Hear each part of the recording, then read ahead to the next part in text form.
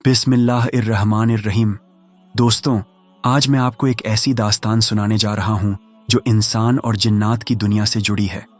ये कोई आम किस्सा नहीं है, बल्कि हकीकत पर आधारित एक ऐसी कहानी है जिसमें अल्लाह के नबी पैगंबर सुलेमान अलैहिस्सलाम और जिन्नात की हुकूमत का जिक्र आता है।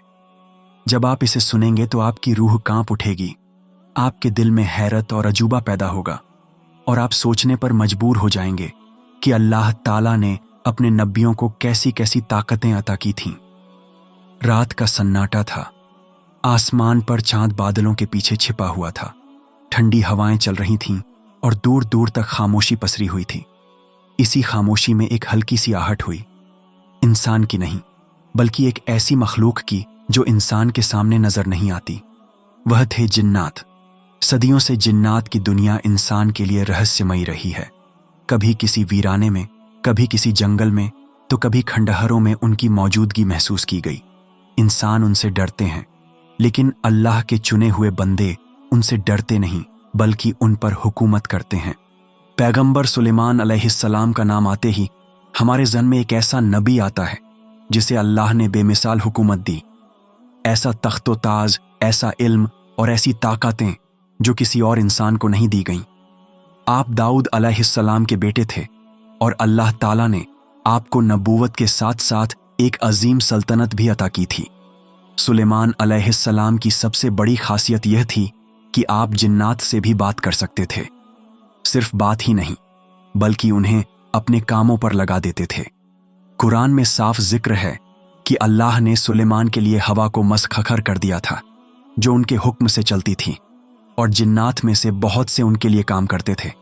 यानी इंसान, जानवर, परिंदे, हवाएं और जिन्नात सब आपके हुक्म के ताबेदार थे। एक रोज का वाकया है। सुलेमान अलैहिस्सलाम अपने तख्त पर बैठे थे। सामने इंसानों की भीड़, परिंदों की कतारें और जिन्नात का लश्कर खड़ा था। हर कोई खामोश, हर कोई इंतजार में था कि अब नबी क्या हुक्म देंगे। आप अपनी लाठी जमीन पर टिकाए हुए थे, निगाहें आसमान की तरफ उठीं और आपने अल्लाह से दुआ की, ऐ मेरे रब, तूने मुझे जो नेमतें दी हैं उनका शुक्र अदा करने की तौफीक दे और मुझे अपने नेक बंदों में शामिल कर। जिन्नात में से एक ताकतवर जिन्न खड़ा हुआ। उसकी आंखों में अजीब सी चमक थी।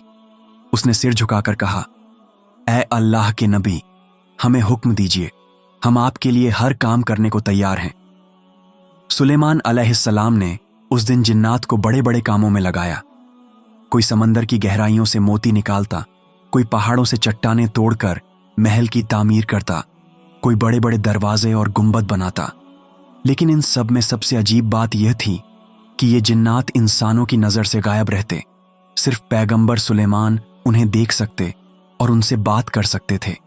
लेकिन दोस्तों, जहां जिन्नात सुलेमान अलैहिस्सलाम के वफादार नौकर थे, वहीं कुछ जिन्नात ऐसे भी थे जो बगावत करने का मन रखते थे। अल्लाह ने उन्हें पूरी तरह से आपके काबू में कर रखा था, लेकिन उनके दिलों में घमंड और जलन छुपी रहती थी। कई बार वह आपस में बातें करते, देखो हम कितने ताकतवर हैं, फिर भी हमें इस इंसान का हुक्म मानना पड़ रहा है। लेकिन जैसे ही वह कोशिश करते बगावत करने की, अल्लाह की तरफ से उन्हें रोक दिया जाता। एक बार का वाकया बड़ा दिलचस्प है। सुलेमान अलैहिस्सलाम अपनी सल्तनत में गश्त कर रहे थे। आपके साथ आपका पूरा लश्कर था, इंसान, परिंदे और जिन्नात। अचानक एक छोटा सा परिंदा हुदहुद सामने आया और जोर जोर से बोलने लगा। सब चुप हो गए, क्योंकि जानते थे कि यह परिंदा भी सुलेमान अलैहिस्सलाम से बात कर सकता है। हुदहुद ने कहा, ऐ नबी, मैंने ऐसी कौम देखी है जो सूरज को सजदा करती है। उनके पास सब कुछ है, लेकिन वह अल्लाह की इबादत नहीं करते। ये सुनकर सुलेमान अलैहिस्सलाम का दिल भर आया। आपने फौरन अपने लश्कर को हुक्म दिया कि उस कौम तक जाओ और उन्हें अल्लाह का पैगाम दो। दोस्तों, इसी तरह जिन्नात के साथ भी कई वाकयात हुए। कुछ जिन्नात बहुत वफादार थे और अल्लाह के नबी की खिदमत में रहते थे, लेकिन कुछ जिन्नात हमेशा चालाकी और धोखे की फिराक में रहते। और यही वह हिस्सा है जहां से जिन्नात और सुलेमान अलैहिस्सलाम की असली दास्तान शुरू होती है।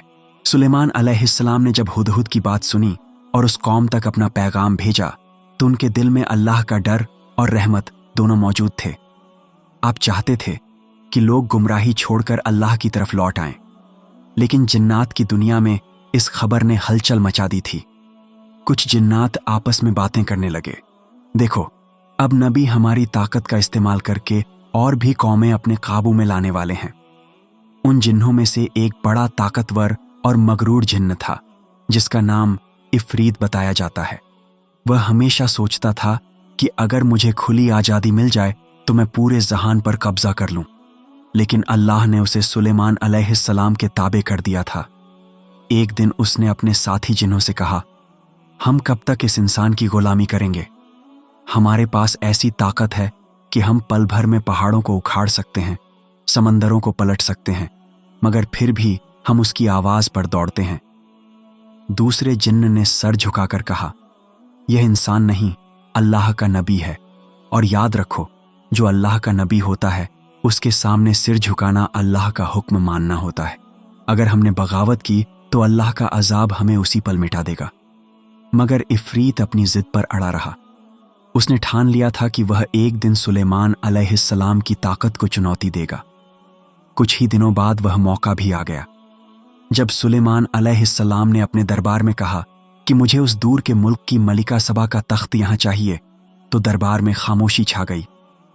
इंसानों की भीड़ चुप थी, परिंदे चुप थे, लेकिन जिन्नात की आंखों में चमक आ गई। इफरीत जिन्न खड़ा हुआ और बोला, ऐ सुलेमान, मैं वह तख्त आपके पास लाकर रख दूंगा, मगर इसमें थोड़ा वक्त लगेगा। आपकी इस महफिल के उठने से पहले मैं उसे यहां पहुंचा दूंगा।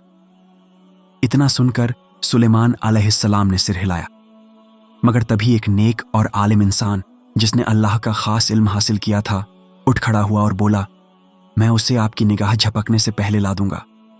और सचमुच पल भर में वह तख्त आपके सामने मौजूद था। यह देखकर इफरीत जिन्न की आंखों में आग जल उठी। उसने सोचा, यह कैसी बात हुई? मैं अपनी ताकत पर इतना घमंड करता था, मगर एक इंसान के इल्म ने मेरी ताकत को मात दे दी। यही वह पल था जब उसकी बगावत का बीज और गहरा हो गया। उस रात जब हर कोई सो रहा था, इफरीत जिन्न ने अपने जैसे मगरूर जिन्नों को इकट्ठा किया। वह वीराने में आग की लपटों के बीच खड़े होकर बोला, हम अब और बर्दाश्त नहीं करेंगे। हमें इस इंसान का हुक्म मानते मानते थकान हो गई है। हमें भी हुकूमत चाहिए, हमें भी आज़ादी चाहिए। लेकिन तभी आसमान से बिजली कौंधी, बादल गरजे और एक अजीब सी खामोशी फैल गई, मानो अल्लाह ताला उन्हें चेतावनी दे रहा हो।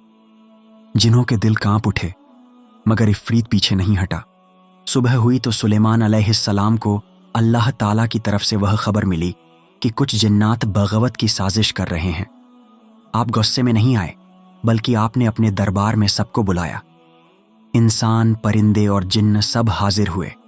आपने बड़ी नरमी से कहा, तुम में से जो अल्लाह की बंदगी करता है वही नजात पाएगा, और जो बगावत करेगा अल्लाह का अजाब उसे घेर लेगा।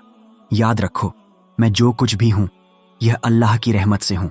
मेरी ताकत, मेरा तख्त, मेरी हुकूमत, सब कुछ उसी का दिया हुआ है। जिन्नात ने सर झुका लिए, लेकिन इफरीत अपने अहंकार में खड़ा रहा।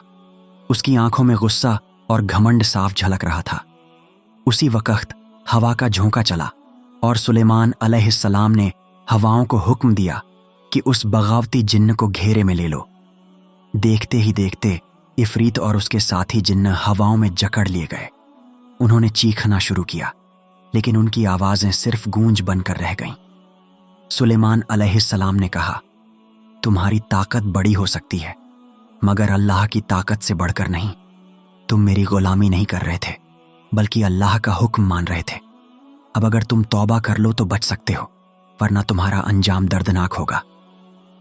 ये सुनकर कुछ जिन्न रो पड़े और तौबा कर ली, लेकिन इफरीत जिन्न अपने घमंड से बाहर नहीं आया। नतीजा ये हुआ कि उसे जंजीरों में कैद कर दिया गया और एक वीराने में बंद कर दिया गया। कहा जाता है कि वह आज भी अल्लाह के हुक्म से कैद है और कयामत तक वहीं रहेगा। दोस्तों, यह किस्सा हमें यह सिखाता है कि चाहे इंसान हो या जिन्न, ताकत और इल्म अल्लाह की तरफ से है, और जो उसका शुक्र अदा करे वही कामयाब होता है। लेकिन जो घमंड करे और बगावत करे उसका अंजाम बर्बादी ही है। इस तरह सुलेमान अलैहिस्सलाम ने अपनी जिंदगी में बार बार यह साबित किया کہ حقیقی حکومت طاقت کی نہیں بلکہ اللہ کی بندگی کی ہے، اور جب ان کی زندگی کا آخری وقت آیا تو اللہ نے انہیں ایک ایسی حالت میں وفات دی کہ جنات کو سالوں تک پتہ بھی نہ چلا کہ ان کا نبی اب اس دنیا میں نہیں ہے۔ وہ اپنی لاٹھی پر ٹکے ہوئے کھڑے تھے اور جنات کام کرتے رہے۔ جب تک لاٹھی ٹوٹ نہیں گئی اور ان کا جسم زمین پر نہیں گرا تب تک سب کو لگتا رہا کہ نبی زندہ ہیں۔ یہ واقعہ جنات کے لیے سبق بن گیا کہ چاہے انسان ہو یا جن، سب کو آخر کار موت کا سامنا کرنا ہے اور سب کو اللہ کے سامنے پیش ہونا ہے۔ دوستوں، اس پوری داستان سے ہمیں یہ سکھ ملتی ہے کہ طاقت، دولت اور حکومت سب فانی ہیں، لیکن جو چیز باقی رہتی ہے وہ ہے اللہ کی بندگی اور اس کا شکر ادا کرنا۔ یہی وجہ ہے کہ جب بھی آپ کسی طاقتور انسان یا حالت کو دیکھیں تو یہ یاد رکھیے کہ اصلی مالک صرف اللہ ہے اور اسی کی طرف سب کو لوٹنا ہے۔